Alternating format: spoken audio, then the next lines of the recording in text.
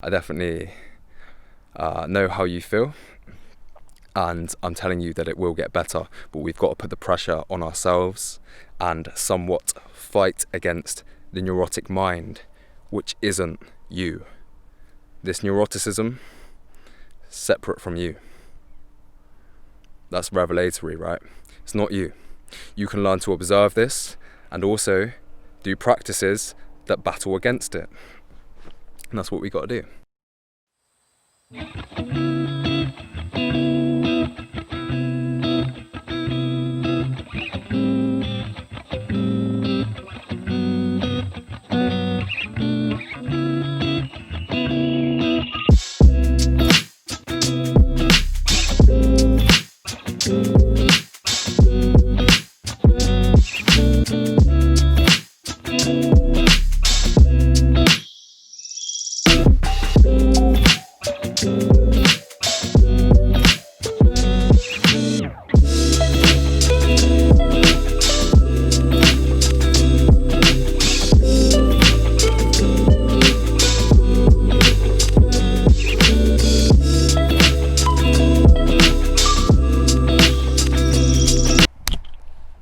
Yo, how are you doing? I hope you're good. Right, let's talk about it. Let's talk about the elephant in the room, the elephant in the video. Social anxiety. Wow.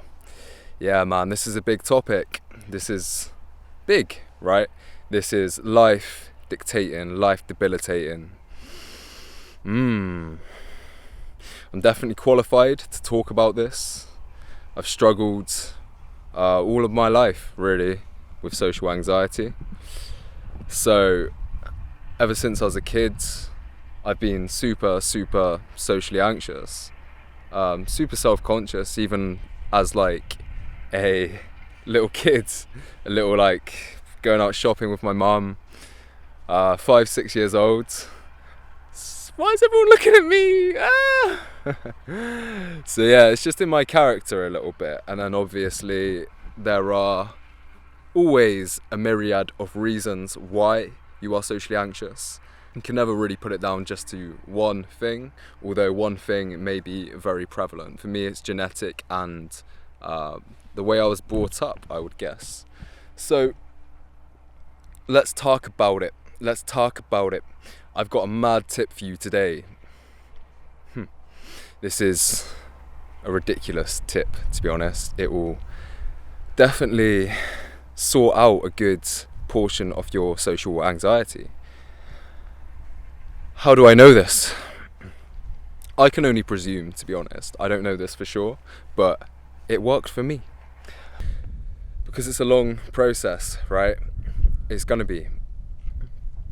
And I guess like the saving grace within that is that you're gonna have to learn how to take the journey in a positive way rather than just being beat up all the time and pissed off, because it's easy to do that, right? That's the easiest thing, that's the easiest way to react to your situation, just be pissed off. But who's that helping? Who's that gonna help? No one else cares about your situation, realistically. That sounds harsh, but we live in a egocentric world where people's main priority and focus is themselves. So it's kind of a dog-eat-dog world, really, in that sense, whereby if you've got a problem, this problem specifically, all problems, but we're talking about this one, you're gonna have to at least try to sort it out. And my opinion of why this is a positive thing is that you're going to grow. You're going to be forced to grow, just as I have. And because of this, you're going to grow in wisdom. And because of your growth in wisdom, you will become a niche character, because not many people grow wisdom, surprisingly. Does actually surprise me, that. But you're forced to, just as I was, and I am. So this is a good thing, right? Joe Rogan talks about this. He's like, me and my friends, we're all super successful, but we're all fucked up. we all like had issues and shit, and he's saying he worries about his kids like having a comfortable life, and they're just gonna have no character because all the best people have had problems, i.e. anxiety, depression, you name it, you can carry the list on.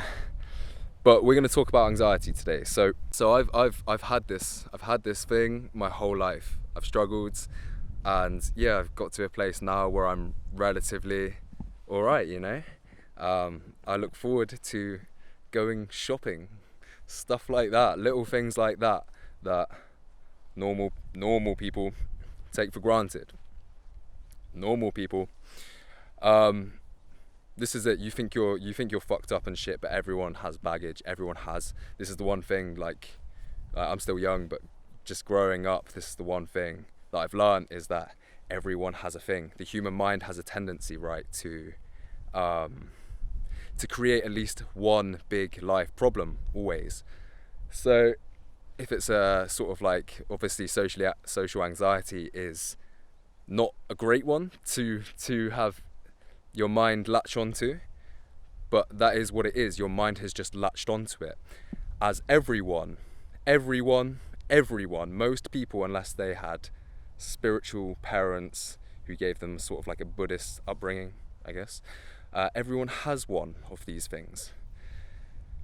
Our social anxiety, we've got it, let's fucking deal with it. Let's do it. So my tip today is the one thing that, like, oh man, it's probably been the most valuable thing that I ever embarked on in light of trying to improve my anxiety. This is big. So this was the first thing that really, so I moved, I'm just going to tell you what it is, because you're probably thinking, just tell me. So body consciousness. You must, to be fulfilled in all facets of life, but especially in order to eradicate your social anxiety, you need to move your body. So my tip specifically, I'm just going to tell you what I did and why I did it. So I moved into a student house after being in halls, which is the sort of like communal living university. So after being in halls, you can kind of like keep yourself to yourself there. So wow, that's a pheasant. Whoa, sweet. Yeah, so in halls, yeah, you can keep yourself to yourself, which I did a lot of because I was socially anxious. You know the drill. So second year, I move into a student house with some friends, but I wasn't really close with 3 of them, just 1 of them. And obviously this is a bit more intimate, right? You're forced in this scenario to be a bit more vulnerable and, yeah, just not be really anxious, to be honest. And then it didn't really sort itself out. I thought it would. I thought I'll just throw myself into the situation. This will be amazing for me. But yeah, you have to kind of like put the pressure on yourself. Mentally, you have to figure this out in your own mind with your own tricks, and yeah, you'll just figure it out. You can't just throw yourself into a situation and think this situation's gonna do it for you. So one day I was like, this is fucking embarrassing, man. Like, I'm just so like nervous around these guys. So I went for a run. Just had the intuitive thought, just go for a run.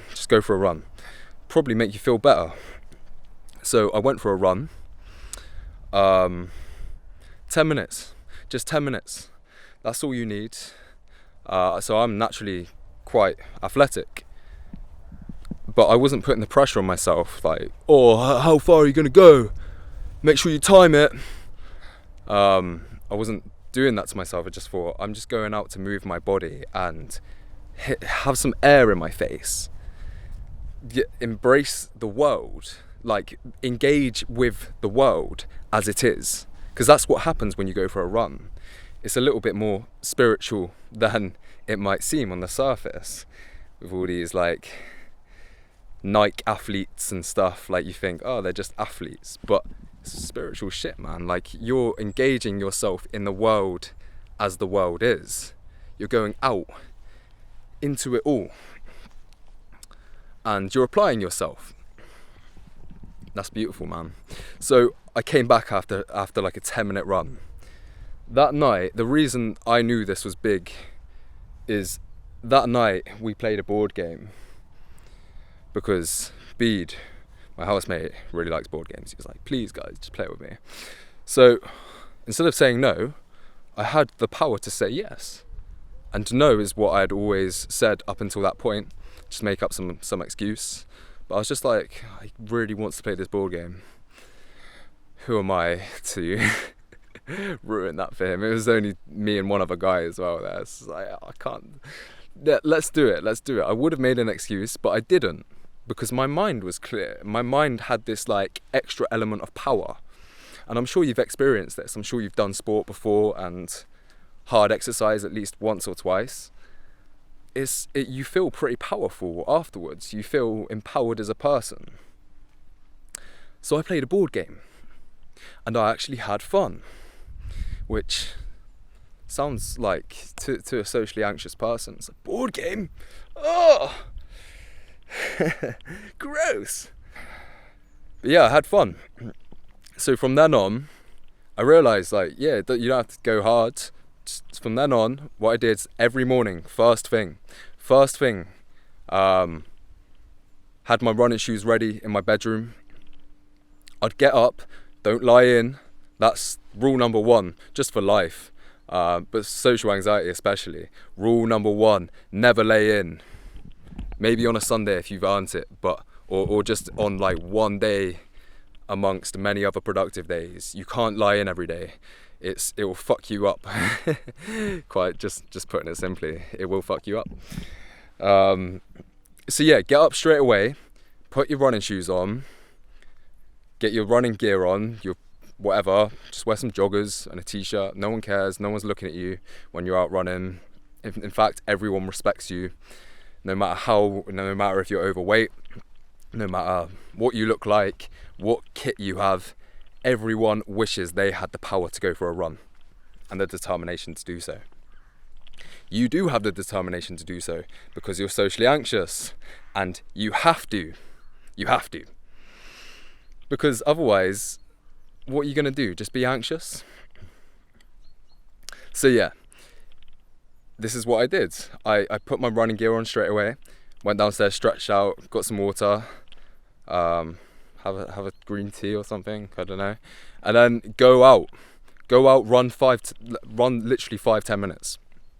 Just get your body moving. You're growing awareness in your body, taking awareness out of your neurotic mind, because that's where the problem is, right? It's in your neurotic mind,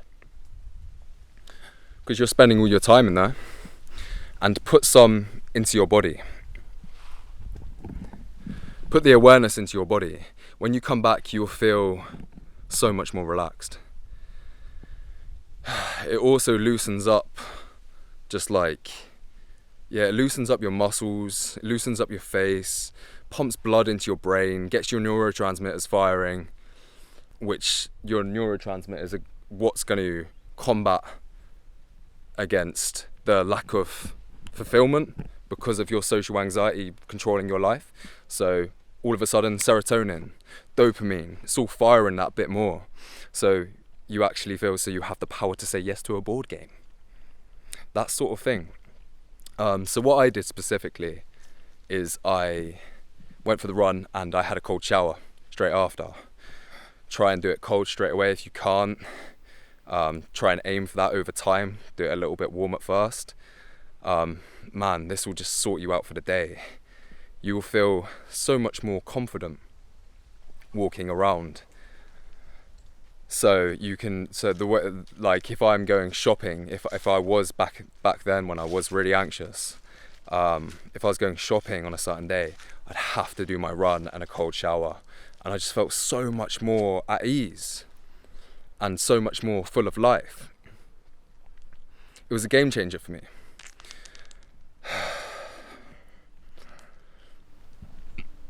Excuse me. I also got into yoga. Yoga with Adrian. She's got a YouTube channel. She's an amazing lady who provides free yoga on YouTube. And it's not that intense, you just gotta like commit to it. She's got like 30-day challenges. So this is what I did. I just did the 30-day challenges. Once I'd finished one, I'd move on to the next one. Start with Dedicate. Dedicate's amazing. Yeah, and the emphasis is just on, so my routine was run, shower, yoga, and then start the day. I'd be in a place to be able to communicate with people in a way that I wanted to. It's really been life-changing, and I've got a thorn in my foot. I'm walking barefoot because I'm a fucking hippie. Oh man. Now there's a car. The car's thinking, fucking hippie. Whoa, you're going fast. Yeah, so this is still massive for me. Like, I still do this every day, still run every day. I meditate instead of yoga at the moment, but that's only because I've kind of got yoga in my body, like, all the time now. Yeah, yoga's still amazing. Still do it from time to time, a couple times a week maybe. So, and I'm not super disciplined, right? Like, this is one thing that you might think like, oh, this guy's probably really disciplined. He seems really disciplined. I'm honestly like the laziest person you will ever meet. And I know everyone says that, but I'm naturally like so ADHD, and I just don't want to do, like, if I don't force myself to, but this is like what I was saying, we're forced to. We have to, and this isn't a bad thing, it's a good thing, because now you'll be on point as a human being. You'll always be pushing into your edge somewhat, and isn't that what life requires of you? Rather than just being a potato. Don't be a potato. Go for a run. And it has its own momentum with it, so once you do this every day, it becomes easier to do it every day. No brainer, right? Same with yoga. Same with just all positive exercises, positive practices. It becomes easier over time. It has its own momentum. So you just need to keep chipping away until it becomes, man, why would I not go for, like, the space I'm in now, I'm just like, a run? That's lovely. That's like, it's like, that's like a leisure, a really nice thing to do for me. Go for a run. Like, the hard shit is like, I'll do some like deep therapy fucking work. I've got to sit down and try and cry and shit. Which is also good. There's a place for that. Just like stay tuned on the channel and I'll talk about that shit, because there's so many things that you need to, or that will help you in your situation as an anxious person, that I can relay for you. So yeah, definitely subscribe, and thumbs up or thumbs down if you liked or didn't. So yeah, do it. Tomorrow you're running. The next day you might be really sore because it's the first time going out. Maybe it's not your first time going out, but if it is, you'll probably be sore. Have a rest day, start again, and do it every day. And you're doing it for other people. When I say that I'm really lazy, the reason I'm able to keep on at this every single day is because I do it for other people. I do it for the people that I converse with in the given day, in that day. So if I miss my run and my cold shower, like now I'm fine. Like, I can generally not be too anxious, just waking up, but that has a compound effect. That's only because of the compound effect of doing this stuff day in, day out. And just do it. Just start, be in the moment. Just start it, and everyone will admire you for it. So you'll get the nice feedback of that as well, and you'll be proud of yourself. You're telling yourself that you're a beast by getting up, getting your running shoes on, what's that telling your brain? That's amazing, right? Rather than getting up and judging yourself every day. The neurotic mind is where the problem is, like we said. Move into your body, don't give your mind a chance. Just start running. Get out there, and then when your run's done, you'll be so much less neurotic. So you haven't given your neurotic mind a chance to kick into gear at all in the day. And yeah, like I said, do it for other people. Do it, and seems like it's for others, to make them feel comfortable in the communication you have with them. But really, when you are comfortable with other people, you're going to make the connections yourself. So the reason I do it is I do it for other people, to make them comfortable. So it's a sacrifice. It's my duty to do this for others. It's not all about me sitting around being anxious and a potato. So yeah, I hope this mishy-mashy video made some sort of sense to you and resonated, and I hope you got something from it. Yeah, I definitely know how you feel, and I'm telling you that it will get better, but we've got to put the pressure on ourselves and somewhat fight against the neurotic mind, which isn't you. This neuroticism, separate from you. That's revelatory, right? It's not you. You can learn to observe this and also do practices that battle against it. And that's what we got to do. So yeah, peace and love.